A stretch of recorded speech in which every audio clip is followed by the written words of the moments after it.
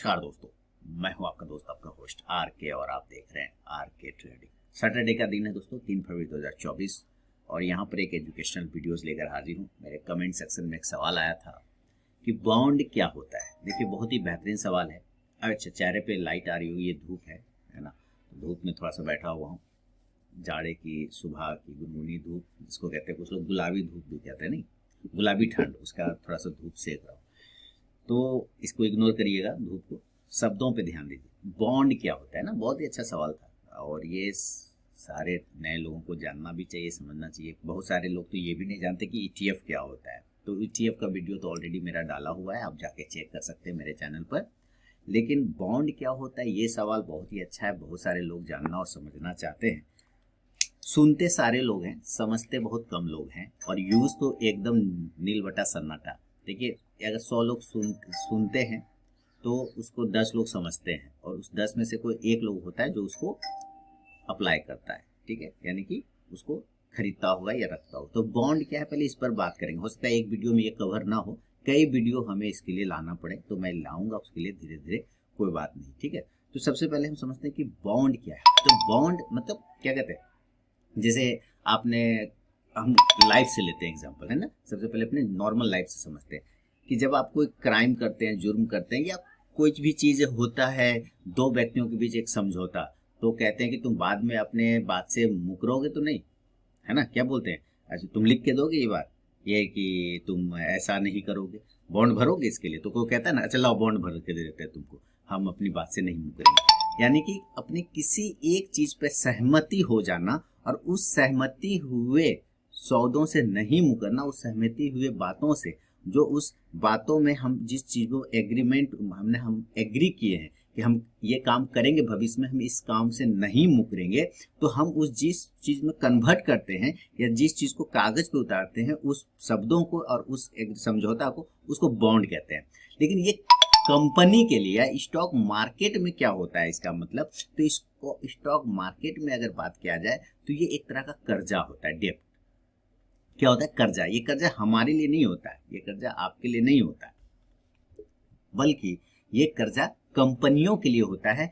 जो कंपनियां आपसे, एक आम नागरिक से, एक दूसरे सामने किसी थर्ड पार्टी से, किसी थर्ड पर्सन से पैसा लेती है, और उस पैसे के बदले एक fixed rate, interest rate provide करने का वादा करती है, और उस वादे को बॉन्ड के रूप में लिख के आपको दे देती है कि ये भैया तुम हमको पैसा दे रहे हो, इतना पैसा दे रहे हो, 10,000 दे रहे हो, 50,000 दे रहे हो, हम इस पर तुमको 5 साल के बाद इतना रिटर्न देंगे।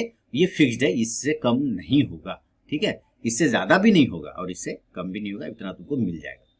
क्लियर है। तो उस चीज को कहते हैं बॉन्ड, और ये सेफ होता है थोड़ा। क्यों? क्योंकि इसमें फिक्स्ड है ना, इसमें फिक्स्ड है, आपको इतना मिलना ही मिलना है, जितना लिखा गया है वो मिलना है। तो ये डेब्ट है, जो कर्जा है, जो कंपनियां आम लोगों से, आम पब्लिक से, आपसे, हमसे, बाकी सारे लोगों से लेती है, और उसके बदले एक कागज जारी करती है, एक पेपर जारी करती है। उस पेपर पे पूरा एग्रीमेंट लिखा रहता है कि ये बंदा इतना पैसा दे रहा है, इसको इस साल, इतने साल के बाद इतना पैसा रिटर्न कर दिया जाएगा। क्लियर है। तो आपको ये समझ में मोटा मोटी आ गया कि बॉन्ड क्या है ना।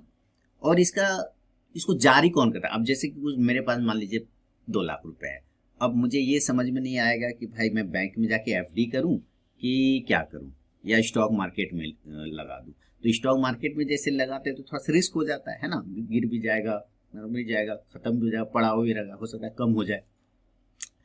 FD में डालते हैं तो वहाँ 6%, 5.5 से 6% का रिटर्न मिलता है। फिर एक थर्ड ऑप्शन आ जाता है हमारे दिमाग में, क्यों ना हम किसी कंपनी का बॉन्ड खरीद लें, और अगर वो बॉन्ड हम खरीद लेते हैं तो उसमें भी फिक्स रिटर्न होता है FD के जैसा, लेकिन FD से ज्यादा 7.5% का शायद अभी रिटर्न चलता है। कुछ कंपनियां 10% भी देती हैं, आप नेट पे जाके चेक करेंगे, आपको पता चल जाएगा। मैं जानकारी दूंगा, एक एक करके वीडियो बनाऊंगा, नो प्रॉब्लम। तो वो एक फिक्स, तो एक थर्ड ऑप्शन भी है कि हम बॉन्ड ले सकते हैं किसी कंपनी का, जो हम इतने साल के बाद मैच्योर हो जाएगा और उतना फिक्स रिटर्न मिल जाएगा। तो ये एक तरह का फिक्स डिपॉजिट का अल्टरनेट ऑप्शन आ गया आपके पास में। क्लियर है।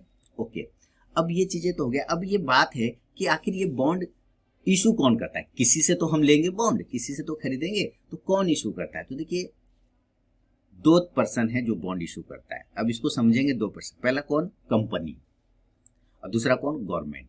यानी कोई कंपनी है या कोई सरकार है वही बॉन्ड जारी कर सकती है।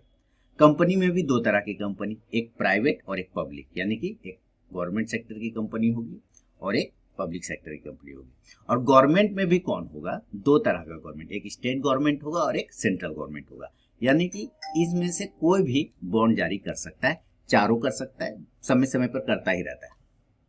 ठीक है, तो ये जारी कर सकते। उनको क्यों जरूरत पड़ता है बॉन्ड जारी करने का?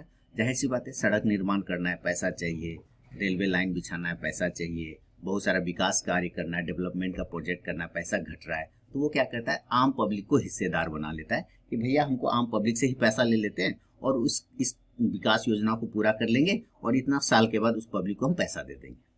नहीं तो क्या होगा, फिर उसको कहीं ना कहीं से कर्जा लेना पड़ जाएगा ना, जहां से कर्जा लेगा हो सकता है IMF से चला जाए, फलाना ढिमकाना से, वो लोग ज्यादा इंटरेस्ट लेगा। यहाँ करता है आम पब्लिक से ही पैसा ले लिया और आम पब्लिक को ही इतना साल के बाद एक फिक्स्ड रिटर्न पे वादा करके, चाहे वो गवर्नमेंट की हो चाहे वो पब्लिक की हो, और गवर्नमेंट जो सरकार होती है वो भी जारी करती है, चाहे वो राज्य सरकार हो चाहे केंद्र सरकार हो, वो भी इशू करती है। आप यहाँ वहां से भी खरीद सकते हैं और कंपनियों से भी खरीद सकते हैं। कैसे खरीदेंगे नहीं खरीदेंगे ये सारे बताऊंगा, एक एक करके वीडियो बताने की कोशिश कर रहा हूँ। तो एक चीज समझ में आ गया। अब देखिए इसमें क्या होता है कि एक तो ये फिक्स टाइम के लिए है ना, 5 साल के लिए होता है, 10 साल के लिए होता है, और ये सेफ होता है। क्यों होता है सेफ? क्योंकि जब आप मान लेते हैं, सेफली वर्ड पे आते हैं, लोग तो ज्यादा सेफ्टी खोजते हैं ना, तो मैं सेफ्टी वर्ड का यूज कर रहा हूँ यहाँ पर, कि अगर आपने किसी शेयर में पैसा लगाया है तो आप उस कंपनी के शेयर में, इक्विटी में हिस्सेदार हो जाते हैं। क्लियर है? आप क्या करते हैं, उस शेयर का, उस कंपनी का एक तरह का शेयर खरीदे तो मालिक बन गए। अब वो कंपनी डूब रही है तो भी आपका पैसा घटता जा रहा है, कंपनी उठ रही तो आपका पैसा बढ़ रहा है। लेकिन अगर कंपनी दिवालिया हो गया तब, है ना, दिवालिया हो गया, कंगाल हो गया, तब आप तो पूरे डूब जाएंगे।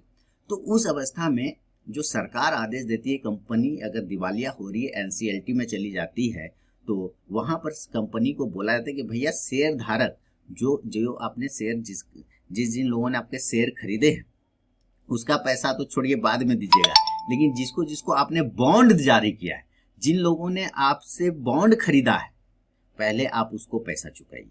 सबसे पहले बॉन्ड धारक को पैसा वापस होगा। दिवालिया होने की स्थिति में कंपनी को यह निर्देश दिया जाता है कि सबसे पहले, क्योंकि जो आपके इन्वेस्टर है, जो शेयर खरीदते हैं, वो इक्विटी में हिस्सेदार होते हैं, लेकिन जो बॉन्ड खरीदते हैं वो ऋणदाता है, वो कर्जदाता है आपके लिए। तो सबसे पहले आप अपने उन कर्जदाताओं को पैसा दीजिए। और जो इक्विटी खरीदता है वो तो एक तरह का मालिक हो गया, हम शेयर खरीदे तो हम मालिक बन गए। तो मालिक क्या करेगा, सबसे पहले कर्जदार को, जिससे कर्जा लिया उसको ना पैसा देगा।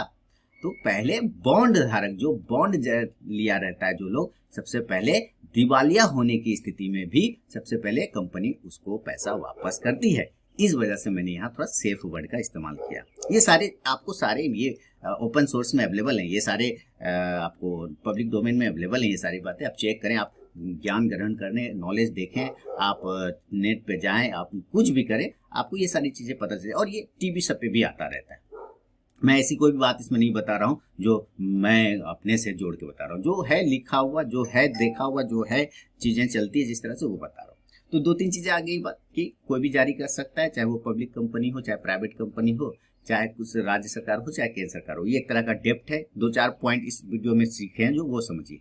तो ये कर्जा है जो सरकार लेती है या कोई कंपनी लेती है, एक फिक्स्ड इंटरेस्ट रेट पर वादा करके आम पब्लिक से कि इतने साल के बाद हम मैच्योर होगा तो आपके ये बॉन्ड हम आपसे वापस ले लेंगे, इसके बदले इतना पैसा दे देंगे। दूसरा, ये फिक्स्ड होता है।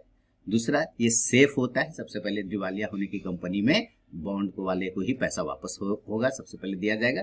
तीसरा, इसमें एक इंटरेस्ट मिलता है और उस इंटरेस्ट का एक नाम होता है, उसको कहते हैं कूपन, है ना। इंटरेस्ट जो कंपनी कहते हैं कि इतने इंटरेस्ट के साथ मैं वापस करूंगा, तो उसको एक टर्म में बोला जाता है कि कूपन रेट। ठीक है, वो कूपन रेट हो जाता है, कूपन बोला जाता है उसको, इंटरेस्ट को। ठीक है, तो यहाँ पर हमने ये 10 मिनट के वीडियो में 2-4 पॉइंट सीखे।